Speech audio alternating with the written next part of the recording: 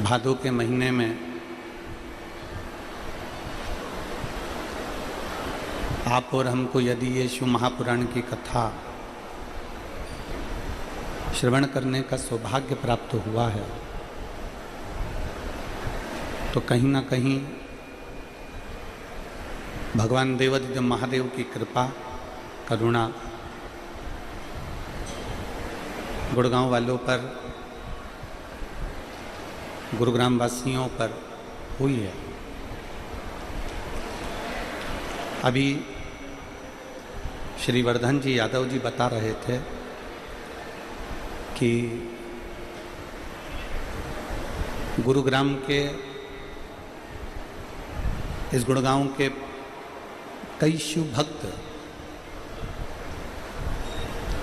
इस शिव महापुराण की कथा का बहुत सालों से इंतजार कर रहे थे।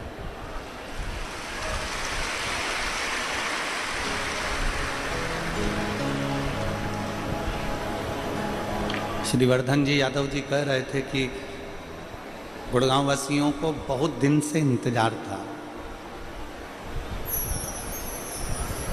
और बहुत लंबे समय के बाद में गुरुग्राम की यह पवित्र भूमि पर ना जाने कौन सा पुण्य यादव परिवार ने किया और ना जाने कौन सा पुण्य ये गुड़गांव वासियों ने करा जो ये भादों के महीने में शिव महापुराण की कथा में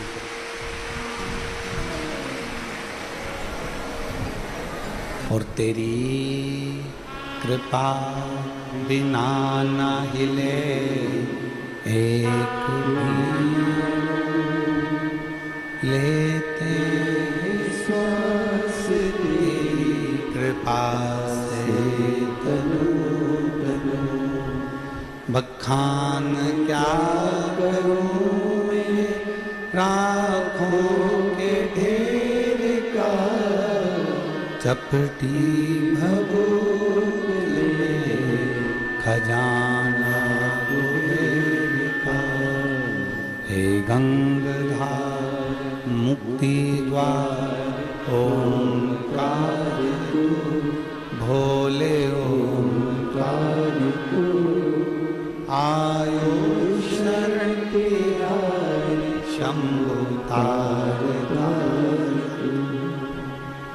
तेरी कृपा बिना न हिले एक भी अणु लेते हैं श्वास तेरी कृपा से तनु। उसकी कृपा बिना कुछ नहीं हो सकता, उसकी करुणा के बिना कुछ नहीं हो सकता। आपके और हमारे कोई पुण्य प्रबल हुए हों। वैसे तो हरियाणा वालों के सबके पुण्य सारी सृष्टि के लोगों के पुण्य से ज्यादा प्रबल हरियाणा वासियों के पुण्य होते हैं हमारे।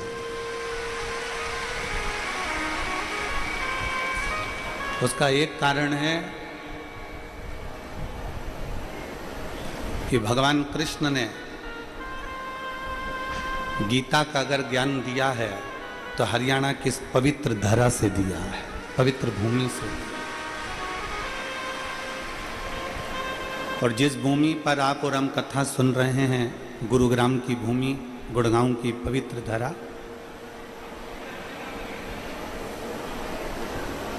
इस गुरुग्राम की भूमि ने सिखाया था अर्जुन को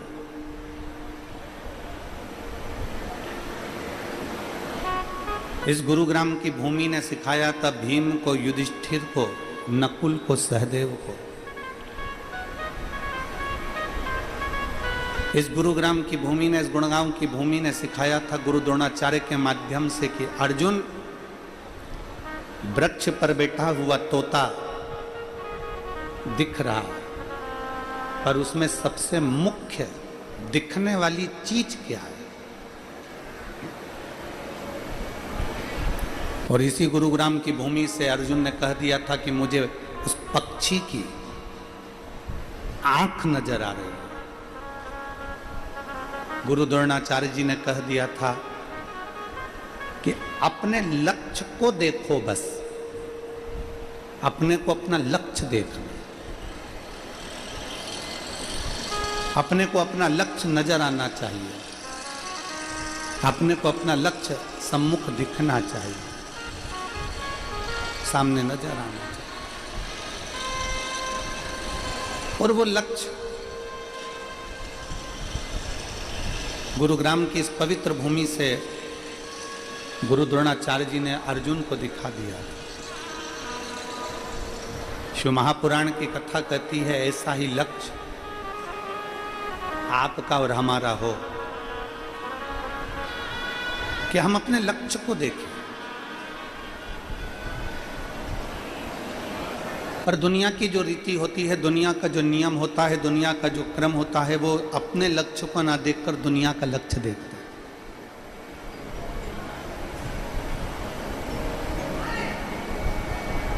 ये शिव महापुराण की कथा 5 दिवसीय है।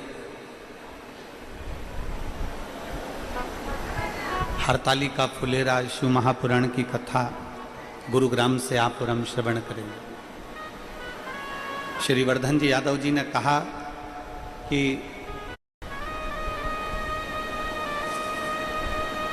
3 चीजें हमारे सम्मुख में आती हैं।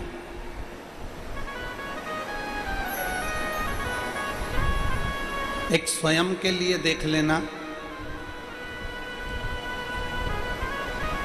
एक अपने परिवार के लिए देख लेना और एक संपूर्ण जगत के लिए देख लेना।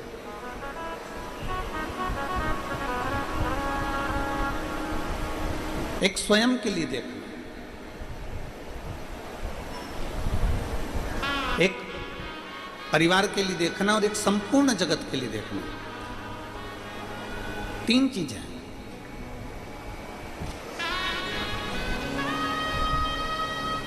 ये जो वर्धन यादव जी सीहोर जब आए तो माता जी उनके साथ में थी, बहू रानी उनके साथ में थी, उनके साथ में और भी परिवार के लोग थे। तो समिति के लोगों ने उनसे पूछा वर्धन जी से कि माता जी भी साथ में थी कि ये कथा आप गुरुग्राम में ले रहे हो, गुड़गांव में ले रहे हो, तो वहाँ इतनी बड़ी जगह तो होगी नहीं, व्यवस्था करना बड़ा कठिन पड़ता है बड़ी बड़े शहरों में, बड़ी बड़ी सिटियों में। तो ये कथा में लाखों लाखों भक्त आते हैं, कैसे व्यवस्था होगी?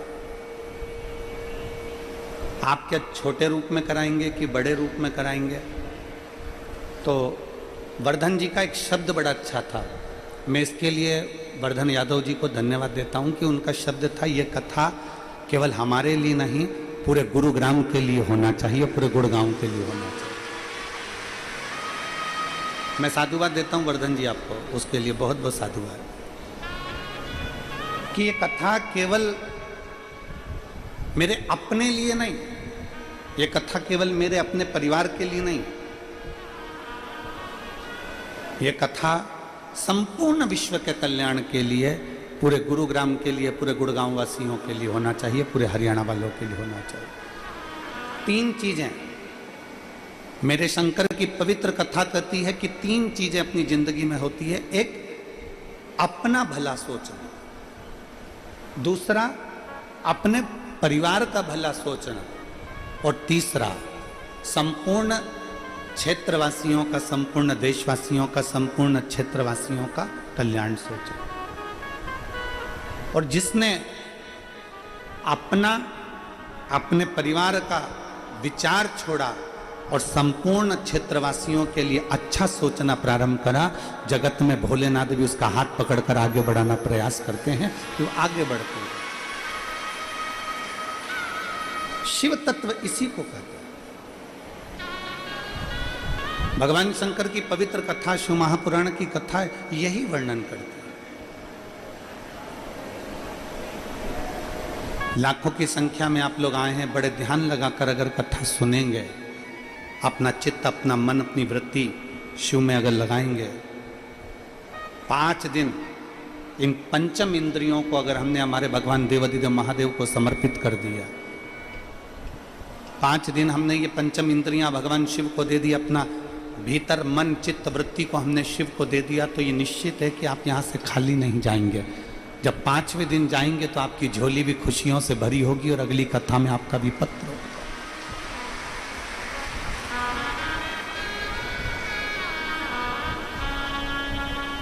बोल बम का नारा है, जरा जम के बोलो, बोल बम का नारा है, सारी समस्या का हल।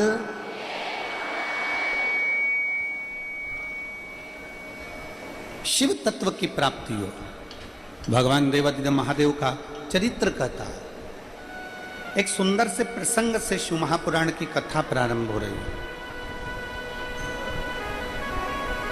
सुंदर से प्रसंग से,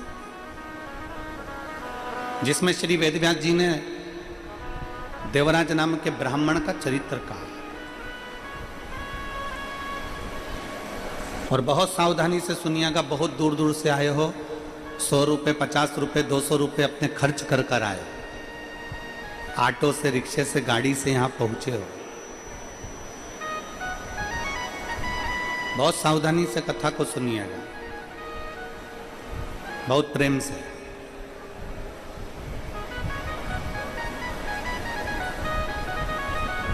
एक देवराज नाम का ब्राह्मण का चरित्र कहा गया।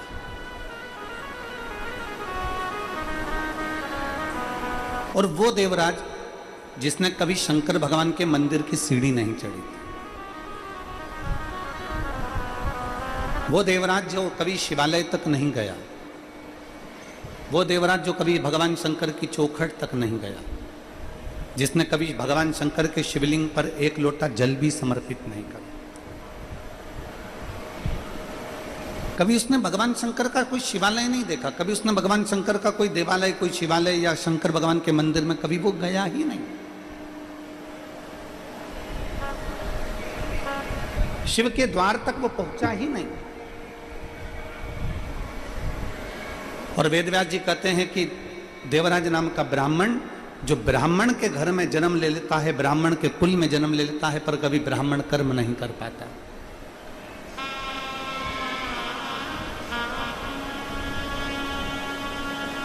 एक ब्राह्मण के घर में जन्म ले लेना, ब्राह्मण के कुल में जन्म ले लेना, और ब्राह्मण के घर में जन्म लेने के बाद भी अगर वो ब्राह्मण कर्म नहीं कर पाया तो उसका ब्राह्मणत्व कोई मतलब का नहीं।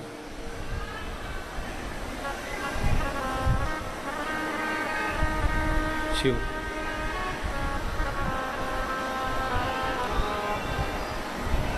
ब्राह्मण के घर में जन्म ले लेना, ब्राह्मण कुल में जन्म ले लेना और ब्राह्मणत्व ना कर पाना, तो फिर ये सोचनीय है। और शंभु शरणे पड़ी मांगू घड़ी रे, दुख काटो दया करीन दर्शन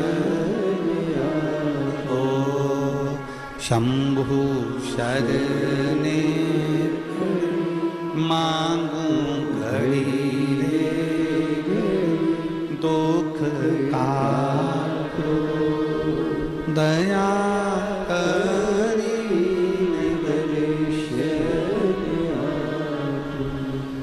देवराज ब्राह्मण के घर में जन्म जरूर ले लिया, पर ब्राह्मण कर्म नहीं कर पाया।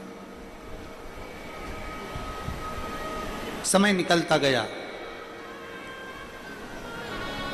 अपनी पत्नी, अपने बच्चों का भरण पोषण वो आराम से कर रहा था, पर स्त्री का संग उसको मिल गया। अभी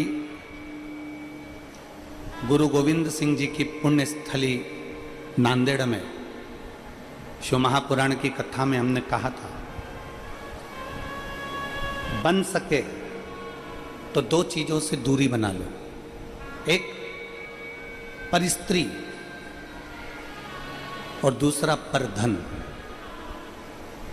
पराई स्त्री और पराया धन व्यक्ति को कब बर्बाद कर देता है उसको खुद भी मालूम नहीं पड़ पाता है, खुद भी नहीं दिखता।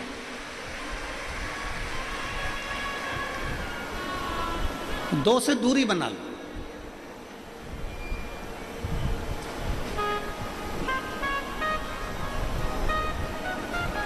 यहां तक शिव महापुराण की कथा कहती है कि पर स्त्री पर विदल और उत्पल ने अपनी दृष्टि दी थी। पर स्त्री पर लंकाधिपति रावण ने अपनी दृष्टि दी थी। पर स्त्री पर कौरव में से दुशासन ने पर दृष्टि दी थी।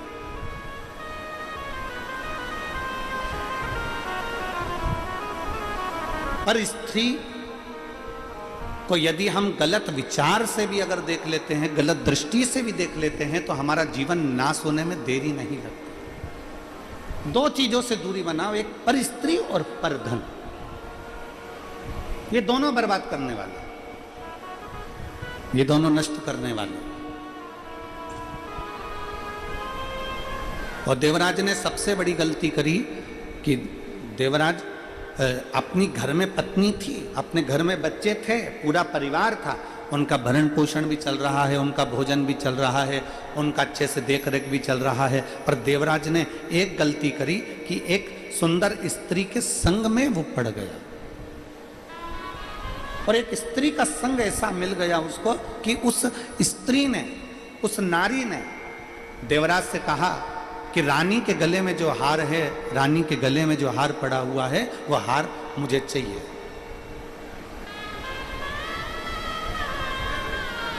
रानी के गले में जो हार पड़ा हुआ है वो मुझे चाहिए।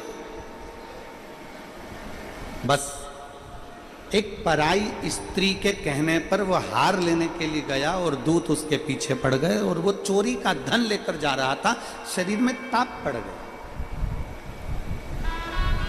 और चोरी के धन को लेकर वो शिवालय तक पहुंच गया। अब देखो जरा विचार करिएगा, जिसने कभी शंकर का मंदिर नहीं देखा, कभी शिवालय नहीं देखा, कभी शिव का द्वार नहीं देखा, कभी शंकर की चौखट नहीं देखी, कभी शंकर भगवान के शिवलिंग पर एक लोटा जल नहीं चढ़ाया, अनायास अचानक वो घूम फिर कर अगर कहीं से भी शंकर के चौखट तक जा रहा है, शंकर के दरवाजे तक जा रहा है, तो ये अंदाजा लगा कर रखना कि ये वो नहीं जा रहा, उसने, उसके पूर्वजों ने, उसकी 71 पीढ़ी में किसी ने अगर भगवान शंकर की आराधना करी होगी तो उस आराधना का फल ये रहा कि वो शंकर की चौखट तक अंतिम समय में पहुंच ही गया। ये उसकी आराधना का फल।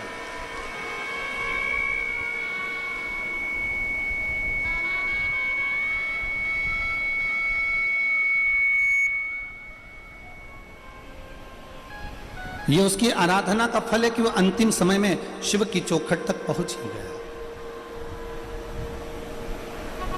और तेरी कृपा बिना न हिले एक भी अणु, लेते हैं श्वास तेरी कृपा से।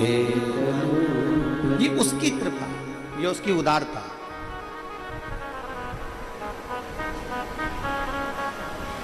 और मैं श्री टेकराम जी यादव जी को, श्री मुकुल जी यादव जी को, श्री हर्ष जी को, श्री वर्धन जी को, श्री लक्ष्य यादव जी को और यादव परिवार को मैं आज बहुत बहुत धन्यवाद देता हूँ इस चीज के लिए कि आप अगर ये शिव महापुराण की कथा करवा रहे हैं, आपका तो पुण्य प्रबल हुआ ही है, पर आपके घर के माता पिता, दादा दादी और उनके भी कोई पूर्वज रहे हों, उनके पुण्य जब प्रबल हुआ होगा। वो कहते हैं कि छोटी सी गुल्लक जब बच्चा भरता है तो कोई गिफ्ट लेकर आता है, उसी तरह जब भगवान शंकर की कृपा होती है और कहीं हमारे पुण्य की गुल्लक भराती है, तब जाकर ये शिव महापुराण की कथा अपने परिवार में और अपने गांव में हो पाती है। कोई पुण्य प्रबल हुआ।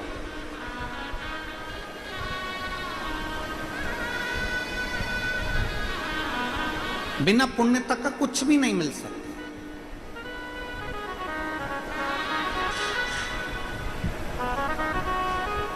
कमी है क्या इस गुड़गांव में, इस गुरुग्राम में कमी है क्या? करोड़पतियों की, धनपतियों की, वैभवपतियों की, सत्तापतियों की, धनपतियों की कोई कमी है? नहीं। धनपति बहुत हो सकते हैं, करोड़पति बहुत हो सकते हैं, सत्तापति बहुत हो सकते हैं, वैभवपति बहुत हो सकते हैं, पर शिव महापुराण की कथा कहती है पुण्यपति होना थोड़ा सा कठिन विषय हो जाए। पुण्यपति होना,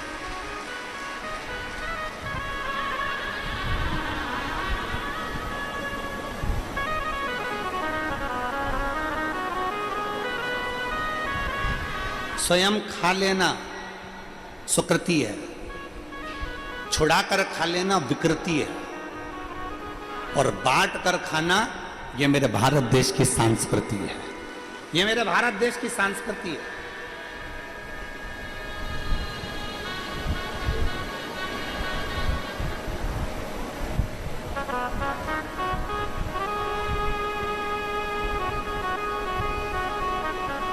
ये संसार की रीति है, पहले बहुत सारा धन जोड़ने के लिए पूरे शरीर का त्याग कर देता है, और फिर शरीर को ठीक करने के लिए पूरे धन का त्याग कर देता है। ये संसार की रीति है।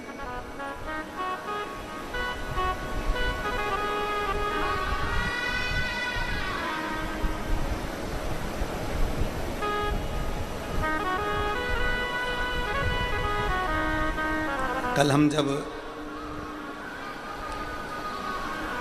यहाँ गुरुग्राम में पहुँचे यादव जी के घर पर, तो उसके पहले हम गोवर्धन नाथ जी की परिक्रमा करने के लिए गए। आते आते तो परिक्रमा करते करते वहाँ एक आवाज़ गूंज रही है, उसको परिक्रमा करते करते वहाँ पर एक माता जी से मिलना हुआ। तो वो माता जी बोल रही थी कि गुरुजी,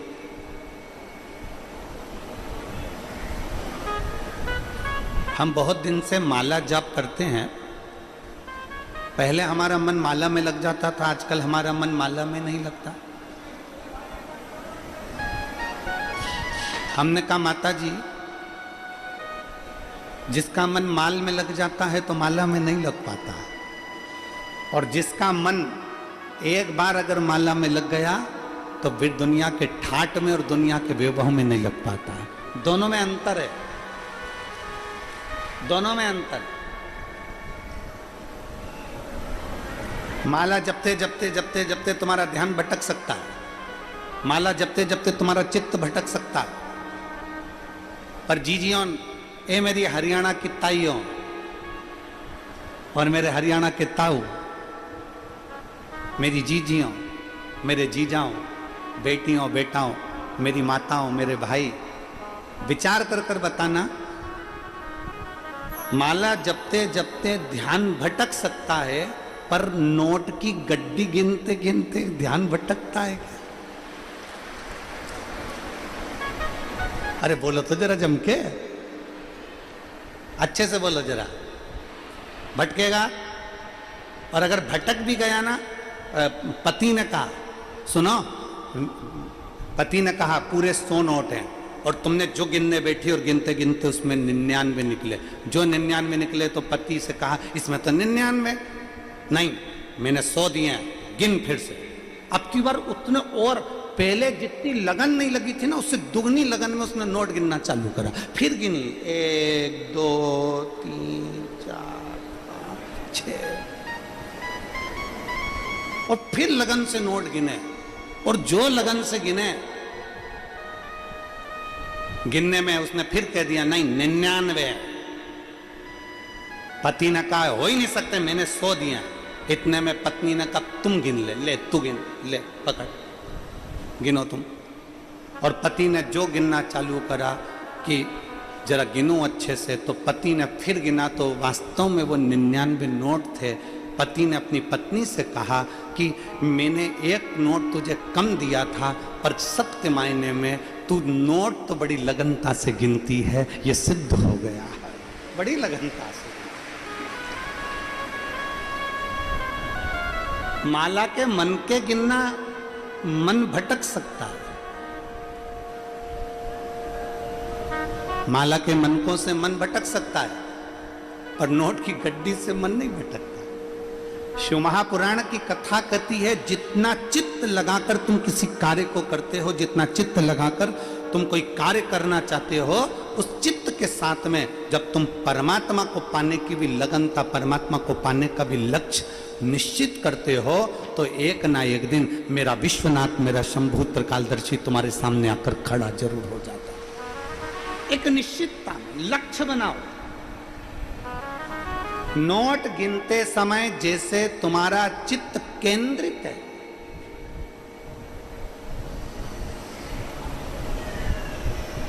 धन गिनते समय जैसे तुम्हारा चित्त केंद्रित है, और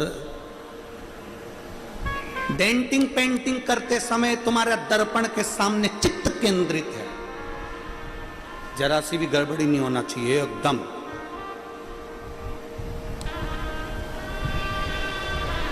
जोरदार।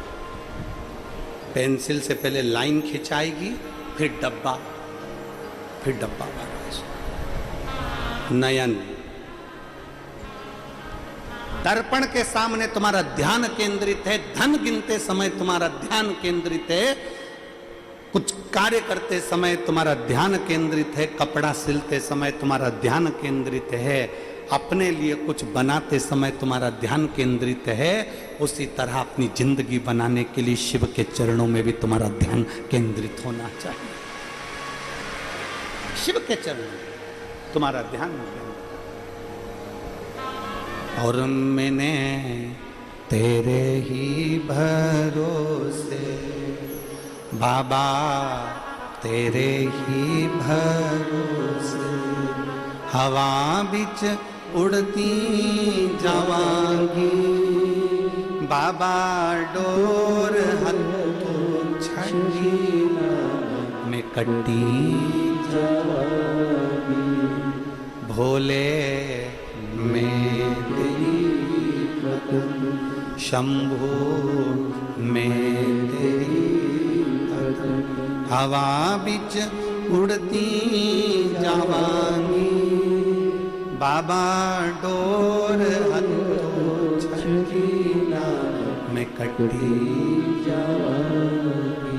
अपने ध्यान को केंद्रित करें, और जितना ध्यान केंद्रित होगा उतना शिव को पाने में देरी नहीं लगेगी। जितना केंद्रित होगा, क्यों? बेलपत्री को जब भी चढ़ाया जाता है तो पीछे की डंडी पकड़कर नहीं चढ़ाया जाता। बेलपत्री को चढ़ाने के लिए मध्य भाग को, जैसे यह बेलपत्र होता है तो इसका मध्य की जो डंडी होती है, मध्य भाग होता है बेलपत्री का, तब मध्य भाग को पकड़कर हम भगवान शंकर को बेलपत्र समर्पित करते हैं। कोई भी बेलपत्र ऐसे नहीं चढ़ाता कि डंडी पकड़ के चढ़ा दिया, फिर पीछे की डंडी पकड़ के चढ़ा दिया, फिर पीछे की डंडी पकड़ के चढ़ा दिया, फिर डंडी पकड़ा, फिर चढ़ा दिया ना। मेरे देवादिदेव महादेव को जब भी बेलपत्र चढ़ाया जाता है तो मध्य भाग, पीछे की डंडी पकड़कर नहीं, मध्य भाग से भगवान शंकर को बेलपत्र समर्पित किया जाता। मध्य भाग से जब भी पकड़ेंगे तो मध्य भाग को पकड़कर बेलपत्र समर्पित करेंगे। क्यों?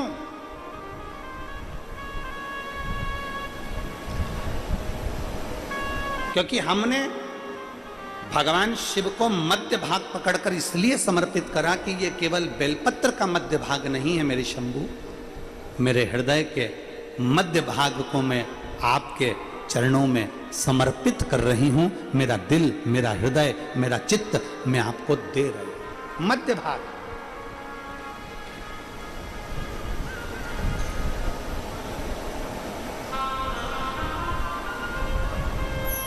एक विश्वास के साथ दे रही हूं, एक शिव तत्व की प्राप्ति। फिर निवेदन करूंगा, यहां जितने बैठे हैं, जितने आस्था चैनल पर सुन रहे हैं, जितने फेसबुक यूट्यूब पर कथा को सुन रहे हैं, आप बहुत दूर दूर से कथा को श्रवण करने के लिए आए हो। दिल से सुनना। कहीं यादव परिवार पर भगवान भोलेनाथ की कृपा हुई है और उनसे ज़्यादा कृपा आप पर हुई है, जो ये कथा गुरुग्राम की भूमि पर हो रही थी। दिल से सुन, थोड़ा मन लगाकर, चित्त लगा। पड़ोसन अगर कुछ भी बोले तो कहना जवाब में कथा के 3 घंटे बाद दूंगी, मेरे को अभी सुन लेने दे। मुझे बाबा के दरवाजे पर आकर झोली भर, मुझे सुन। एक चित्तवृत्ति शिव को दे। हम भगवान को सब कुछ देते हैं। हमने भगवान का भोग भी लगाया, वस्त्र भी दिया, आभूषण भी दिया, धन भी दिया, सब कुछ भोलेनाथ जी को, सब कुछ हमने भगवान को दिया, पर अपना मन नहीं दे पाते, दिल नहीं दे पाते, हृदय नहीं दे पाते। और वही देना है।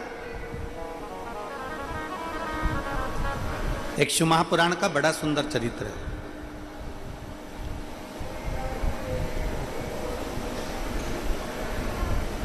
एक सेठ जी के घर में संतान का सुख नहीं था। बड़ा सुंदर प्रसंग है।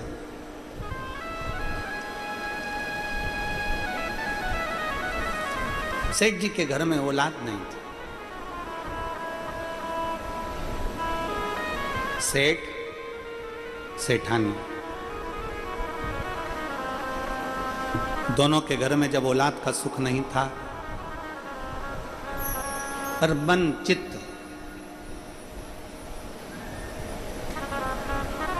कभी ना सेठ जी का चित्त ना सेठानी का चित्त कभी भी भगवान की ओर नहीं गया। दोनों के घर में औलाद नहीं, पर संतान का सुख नहीं है, पर दोनों का चित्त कभी शिव जी की ओर नहीं गया, कभी नहीं। कभी कभी जीवन में ऐसी घड़ी आती है जब बहुत चिंता भी व्यापने लगती है ना, बहुत टेंशन भी आ जाता है ना, तो भी लोगों का मन भगवान की ओर नहीं जा पाता। कई बार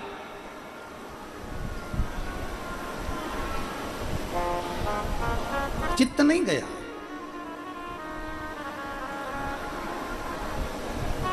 सेठ कभी किसी गौ माता को एक रोटी ना देता, सेठ कभी किसी भूखे को भोजन नहीं कराता, कभी किसी प्यासे को पानी नहीं पिलाता, कुछ भी नहीं।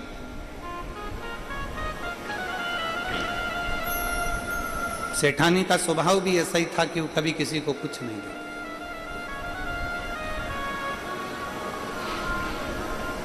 हमने पहले भी एक कथा में कहा है, पति भगवान का भजन करने वाला मिले और पत्नी भी भगवान का भजन करने वाली मिले तो समझ लेना कि बड़ी कृपा तुम्हारे पितरों की और तुम्हारे पूर्वजों की हुई है।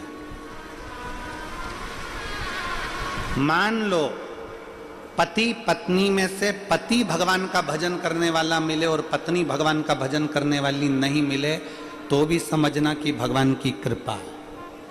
मान लो पति भगवान का भजन ना करे और पत्नी भगवान का भजन करे तो भी मान लेना कि भगवान की बड़ी, बोलते जाओ जल्दी जल्दी, कृपा।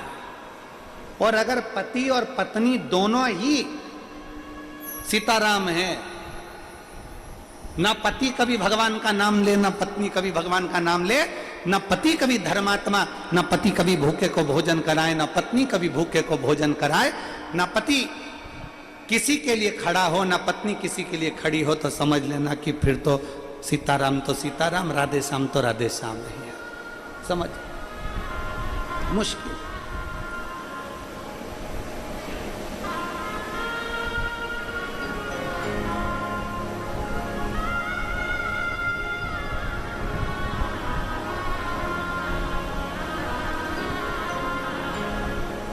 वर्धन जी, यादव परिवार, काका जी, चाचा जी, आपको भी कहेंगे हम, और पूरे वर्धन परिवार को, श्री टेकराम जी को, मुकुल जी को, हर्ष जी को, लक्ष्य जी, वर्धन जी, सबको कहेंगे।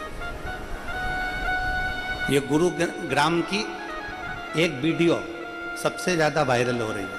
कौन सी?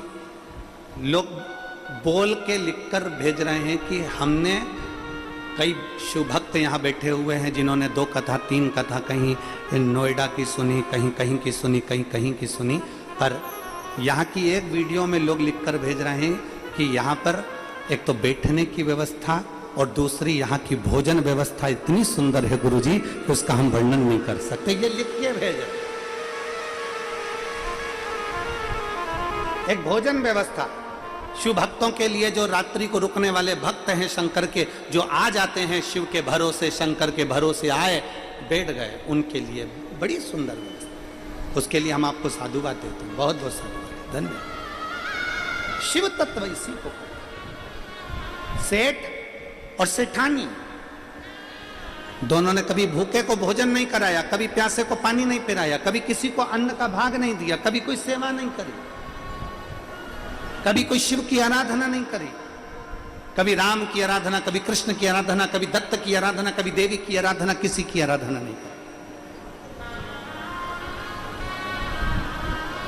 संतान का सुख नहीं।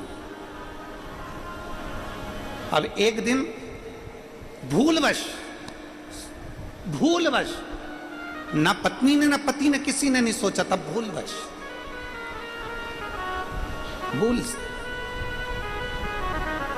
सोमवार के दिन अष्टमी तिथि पड़ गई, भूलवश।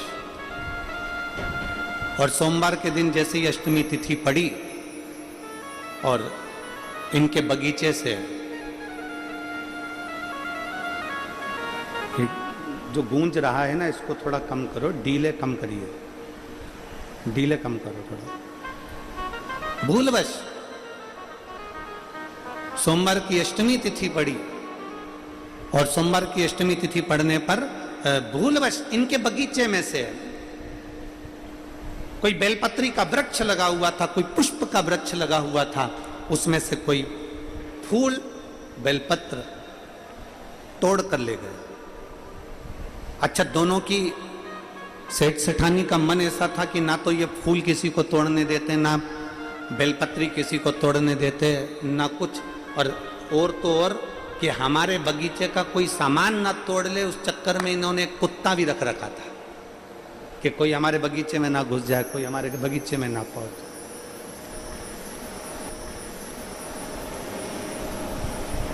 अब जरा तुम अंदाजा लगाइएगा कि कितना विचित्र संसार हो गया, कितना विचित्र समय हो गया। पहले व्यक्ति जानवर से डरता था, आज के जमाने में व्यक्ति इंसान से डरता है। और इंसान हम पर घात ना कर दे, इसलिए इंसान जानवर का साथ लेता है, कुत्ते को पाल कर रखता है कि कोई हमारे यहां प्रवेश ना करे।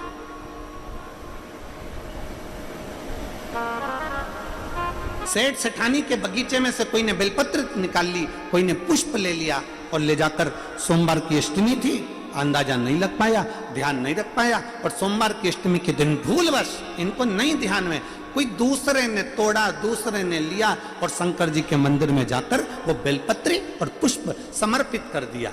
जैसे ही बेलपत्री और पुष्प समर्पित हुआ, हमने पहले भी कथा में कहा है कि सोमवार की अष्टमी के दिन भूल से भी अगर एक बेलपत्र, एक श्वेत पुष्प शंकर भगवान को समर्पित हो जाता है, तो ये मानकर चलें कि आपने कुछ मांगा भी नहीं तो भी शंकर भगवान देने के लिए आपके दरवाजे पर पहुंच जाए।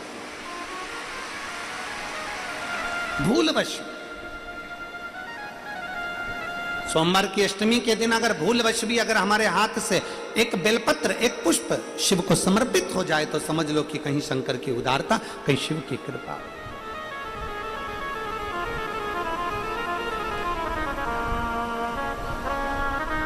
सेठ सेठानी के दरवाजे से कोई बेलपत्री तोड़ कर ले गया, कोई पुष्प तोड़ कर ले गया, भगवान को सोमवार की अष्टमी के दिन समर्पित कर दिया। शिव की कृपा से, बाबा देवादिदेव महादेव की कृपा से, जिसके बगीचे से तोड़ कर लेकर गए थे, जिसके घर से तोड़ कर लेकर गए थे, जिसके बगीचे से, जिसके घर से बेलपत्री और फूल तोड़ कर लेकर गए थे, मेरे शंकर भगवान ने उनके घर में भी एक पुष्प दे ही दिया, उनके घर में फूल जैसा बेटा दे ही दिया, एक पुत्र हो गया।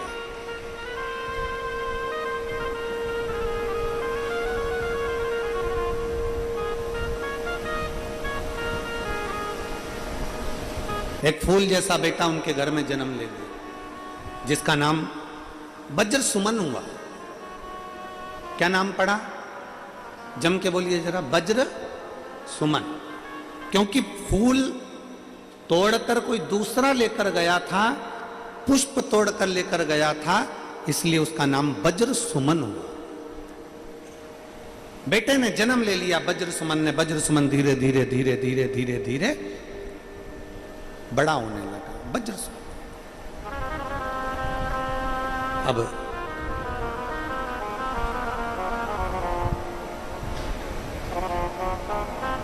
वज्र सुमन धीरे धीरे धीरे धीरे बढ़ने लगा, बढ़ते बढ़ते शंकर भगवान के प्रसाद के द्वारा हुआ था, इसलिए वज्र सुमन शिव का भक्त थे। पिताजी दुकान पर लगाते, वज्र सुमन दुकान पर नहीं जाते। पिताजी काम से भेजते, वज्र सुमन हाथ में जल का पात्र लेकर शिव के पास चले गए। शिव भक्ति में डूबने लगा, शिव भक्ति में तल्लीन। बड़ा उत्साह उसके अंदर रहता, बड़ा उत्साह, बड़ा उत्साह। और हरि ओम में ओम समाया है मेरा भोला नगर में। हरि ओम में ओम समाया है मेरा भोला नगर में आया है। हरि ओम में ओम, सब गाइए।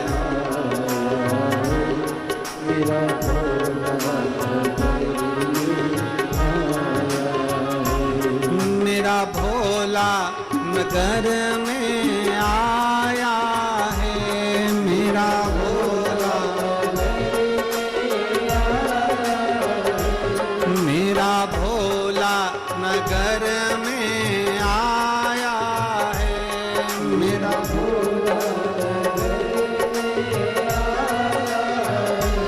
हरि ओम में ओम समाया है मेरा भोला नगर में आया है। हरि ओम में ओम समाया है मेरा भोला नगर में आया है। हरि ओम में ओम समाया है मेरा भोला नगर में आया है। हरि ओम मेरा भोला नगर में आया। बड़े भाव से दोनों हाथों से ताली से बजाते हुए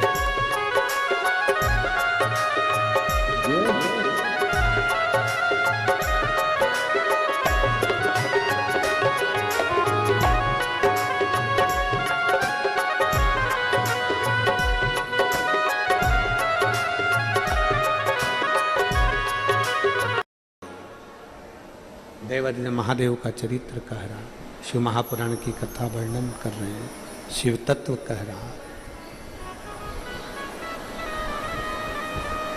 वज्र सुमन बड़े हुए, उनका विवाह एक सेठ की कन्या मंदाती के साथ हुआ। सोमवार की अष्टमी पर चढ़ाए गए बगीचे के पुष्प से इसको पुत्र की प्राप्ति हो गई। सेठ को बेटा हो गया वज्र सुमन और उसका विवाह हो गया मंदाती के साथ।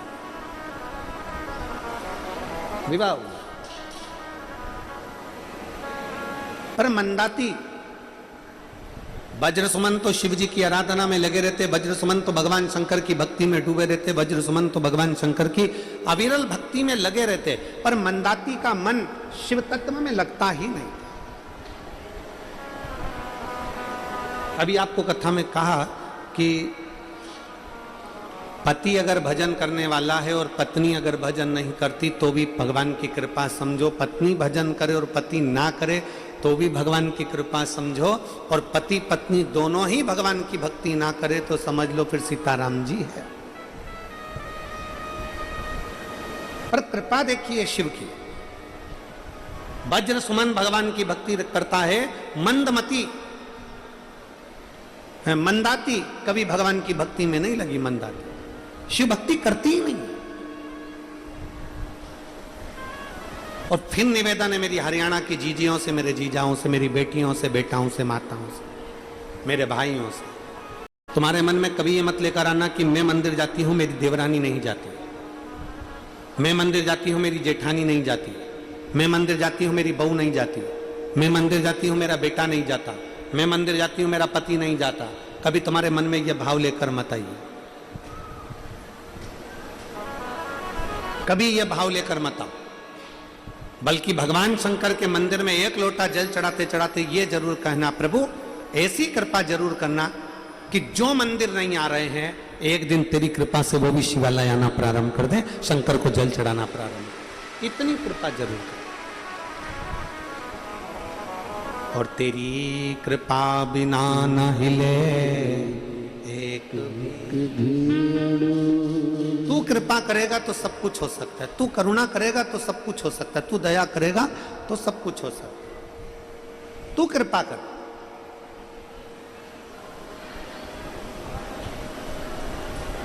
बाबा की कृपा ऐसी हुई।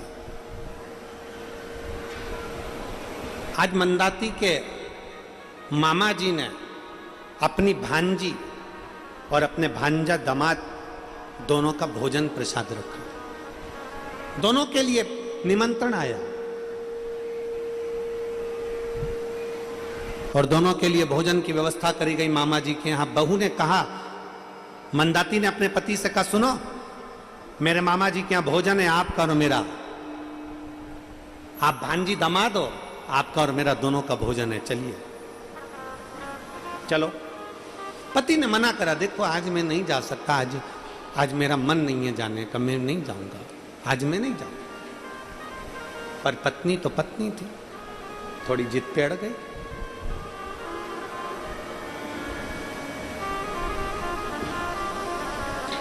थोड़ी प्रीति मामा जी से ज्यादा थी, तो वो प्रीत सामने अड़ रही थी। कैसे नहीं चलोगे? सास को मालूम पड़ा कि मेरी बहू जिद पर अड़ी हुई है कि मामा जी के यहाँ भोजन है और बेटा जाने को तैयार नहीं है, तो सास ने अपने पुत्र को बुलाकर समझाया, ए वज्र सुमन, अगर बहू कह रही है तो चले जाओ, व्यर्थ का क्लेश मत मचाओ, जाओ मामा जी के यहाँ भोजन करने जाओ। वज्र सुमन ने कहा, ठीक है माँ, अगर तुम कह रही हो तो मैं भोजन करने जाता हूं।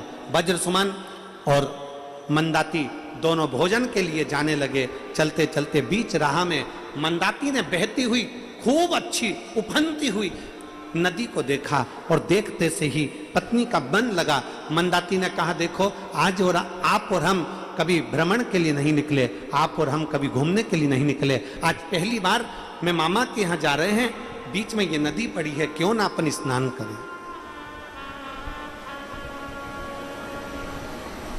क्यों ना अपन स्नान करें।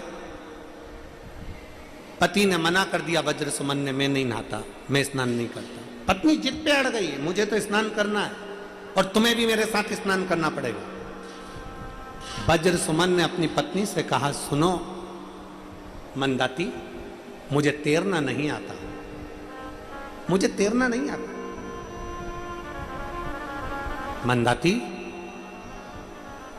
हमारा शास्त्र कहता है जिस नदी को हम पहचानते नहीं हैं, जिस तालाब को हम पहचानते नहीं हैं, जिस कुएं को हम जानते नहीं हैं, जिस बावड़ी को हम जानते नहीं हैं, उसमें उतरना नहीं चाहिए। यह हमारा शास्त्र कहता है।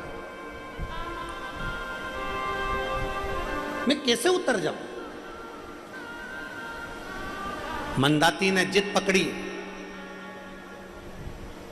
मेरा निवेदन है कई माताओं से, कभी भी जिंदगी में अपने पति के साथ अगर भ्रमण पर जा रहे हो, अपने पति के साथ कहीं घूमने जा रहे हो, अपने पति के साथ किसी शॉपिंग मॉल में जा रहे हो, अपने पति के साथ कहीं शॉपिंग करने के लिए जा रहे हो, कहीं किसी कार्य में जा रहे हो, तो मेरा माताओं से भी निवेदन है और पतियों से भी निवेदन है कि आपस में इतना तालमेल बनाकर चलना, तुम्हारी घर में कितना भी क्लेश होता हो, पर दुनिया के लोगों को यह मालूम ना पड़ पाए कि तुम्हारे भीतर कितना क्लेश है। दुनिया के लोगों को मालूम ना पड़े।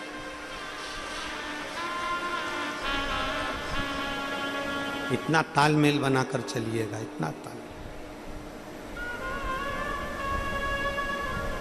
दुनिया के लोगों को यह मालूम ना पड़े कि तुम्हारे अंदर कितना क्लेश है। देवरानी जेठानी, सास बहू, भाई भाई, माता पिता बच्चों के बीच में वो तालमेल होना चाहिए कि घर में कितना भी क्लेश हो पर सामने वालों को मालूम ना पड़े कि हमारे अंदर क्या चल रहा है, क्लेश क्यों है, कैसा है, सामने वालों को मालूम ना पड़े। भीतर रखो, बाहर प्रकट मत करो। शिव महापुराण की कथा कहती है भगवान शंकर के पुत्र षडानंद कार्तिकेय जी को क्रोध आ गया था। क्यों? क्योंकि गणेश जी महाराज को प्रथम गिनती में रखा गया और षडानंद कार्तिकेय को उसका कोई फल नहीं मिला। क्रोध आ गया। षडानंद कार्तिकेय को जब क्रोध आया, देवताओं ने आकर देखा कि षडानंद कार्तिकेय को क्रोध आ रहा है और क्रोध में षडानंद कार्तिकेय श्री शैलम पर जाकर विराजमान हो गए। जब श्री शैलम पर कार्तिकेय जी बैठे, इंद्र ने जाकर पूछा, क्यों कार्तिकेय आप अपने पिता पर क्रोध कर रहे हो? क्यों कार्तिकेय, तुम्हारे भाई को ज्यादा सम्मान मिल गया इसलिए तुम्हें गुस्सा आ रहा है? क्यों कार्तिकेय, तुम्हारे भाई का नाम सब दूर चल रहा है इसलिए तुम्हें क्रोध आ रहा है? षडानंद कार्तिकेय जी ने उसी समय इंद्र से कहा, इंद्र तुम व्यर्थ की बात ना करो, गणेश मेरे दिल में बसता है, मेरे पिता मेरे दिल में बसते हैं, मेरी माँ मेरे दिल में बसती है, मेरा परिवार मेरे दिल में बसता है। तो फिर तुम अपने माता पिता से रुष्ट होकर, तुम अपने माता पिता से नाराज होकर ये श्रीशैलम में आके क्यों बैठ गए? षडानंद कार्तिकेय ने कहा, अगर मैं घर में रहता तो मेरे माता पिता मुझे तप साधना नहीं करने देते, वो कहते कि तुम्हारे बत्तल की, तुम्हारे हिसाब की तप साधना मैं कर रही हूं। यहां जितनी माताएं बैठी हैं ना, कभी कभी अपने बेटे से कह देती हैं, बेटा कहता मम्मी मुझे अष्टमी का व्रत करना है, मम्मी मुझे प्रदोष का व्रत करना है, मम्मी मुझे सोमवार का व्रत करना है। तो घर में जितनी माताएं रहती है ना, वो अपने बच्चे से कहती, तुझे क्या जरूरत है व्रत करने की, मैं कर तो रही हूं, मैं कर रही हूं ना। कई कई माताएं कहती हैं कि मैं कर रही हूं ना, तुझे क्या जरूरत है। षडानंद कार्तिकेय जी कहते हैं इंद्रदेव से, इंद्रदेव तुम ये मत सोचना कि गणेश मुझसे दूर है, मेरे माता पिता मुझसे दूर हैं। षडानंद कार्तिकेय जी कहते हैं, इंद्र सब मेरे दिल में बसते हैं, पर मेरे माता पिता मुझे तप साधना नहीं करने देते, इसलिए मैं श्रीशैलम पर आकर तप साधना करने के लिए यहां पर निवास कर रहा हूं। यहां रहे, ये मेरे भीतर की बात है, ये मेरे अंदर की बात है, ये मेरे भीतर की बात है। यहां मेरे बहुत लोग मिलते हैं,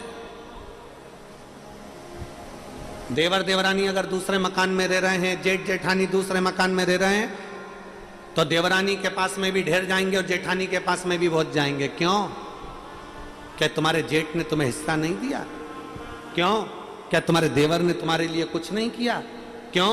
तुम्हारे मामा जी ने, तुम्हारे काका जी ने कुछ नहीं किया? क्यों? तुम्हारी बुआ जी ने, फूफा जी ने कुछ नहीं किया? दुनिया के लोग, प्रपंच रचने वाले ढेर आएंगे।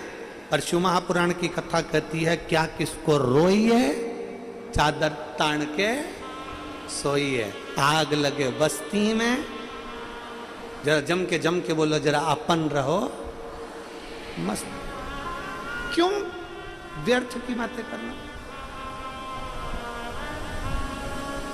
शिव स्तुति में अपना चित्त लगाओ।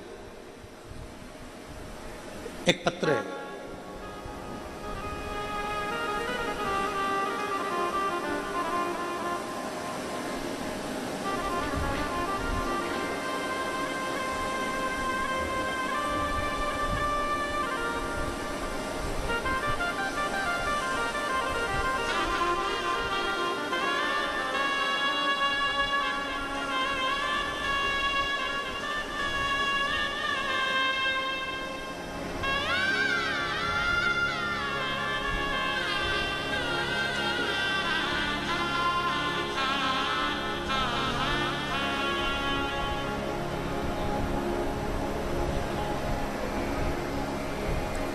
मैं संतोष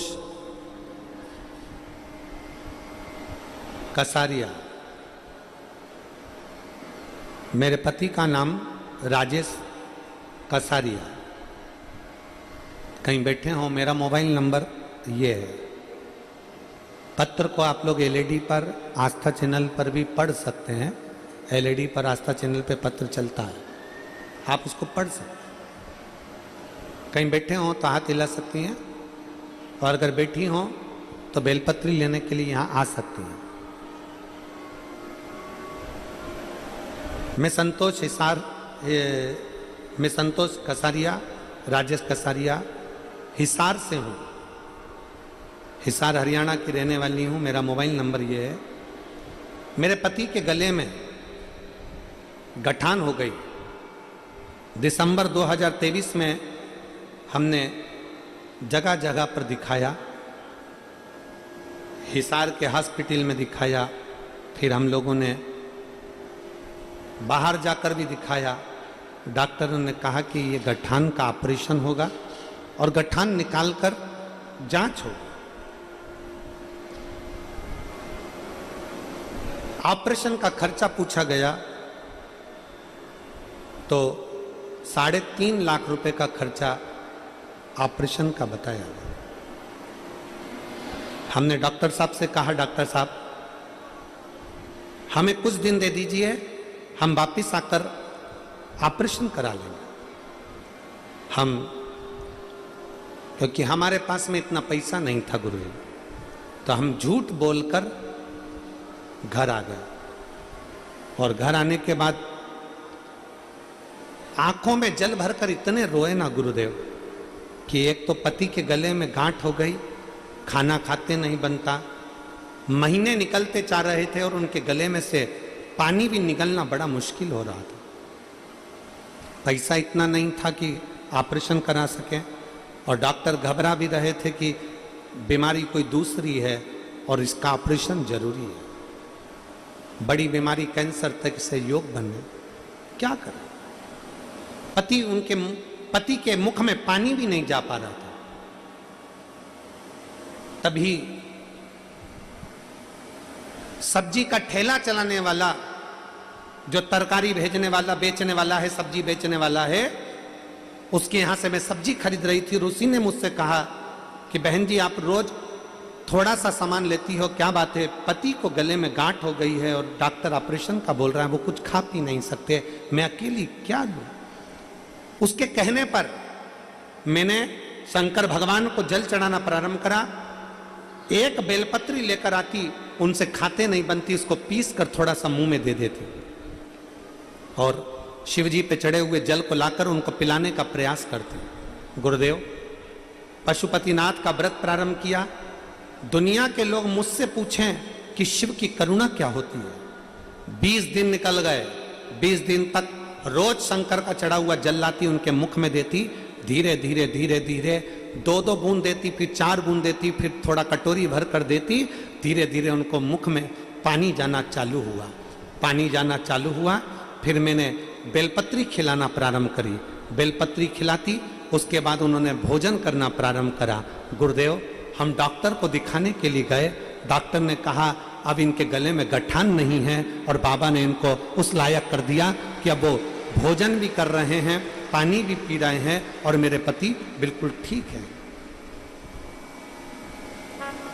आज मैं बाबा को यहाँ प्रणाम करने के लिए आई। कहीं बैठी हो तो बेलपत्र लेने के लिए आ सकते हैं। संतोष जी कसारिया, राजेश कसारिया, हिसार से हैं। मेरा मोबाइल नंबर ये है। एक लाइन अच्छी लिखी है, आप और हम गुनगुना सकते हैं। भोले तेरे चरणों घर धूल जो मिल जाए, भोले तेरे चरणों घर धूल जो मिल जाए, सच कहता हूँ बाबा तकदीर बदल जाए। अगर दिल से, हृदय से शिव तत्व को प्राप्त किया तो शिव क्यों ना सुने।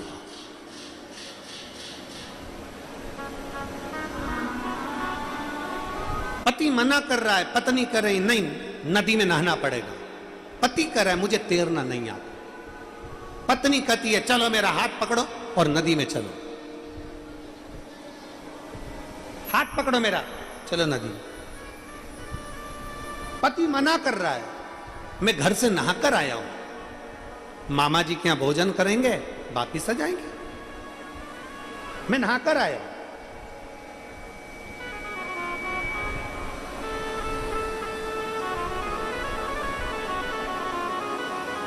हाथ पकड़ो मेरा, चलो चलिए। और चले। पति अपनी पत्नी मंदाती को समझा रहा है, मान ले मेरा कहना, मान ले, मेरे बस का, मेरे बस का नहीं।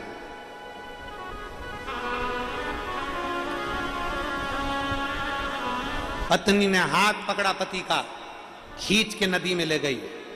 जो पति पत्नी दोनों पानी में गए, पति का हाथ छूट गया। पति को तैरना नहीं आता था, पानी में बह गया। पत्नी पानी से बाहर निकल गई, चिल्लाने लगी मेरा पति पानी में बह गया, मेरा पति पानी में बह गया। रोने लगी, चिल्लाने लगी। रोते रोते रोते रोते पति 2 घंटा 3 घंटा 4 घंटा 5 घंटा इंतजार करा, पति नहीं आया। रोती रोती अपने मामा जी के यहाँ पहुंच गए।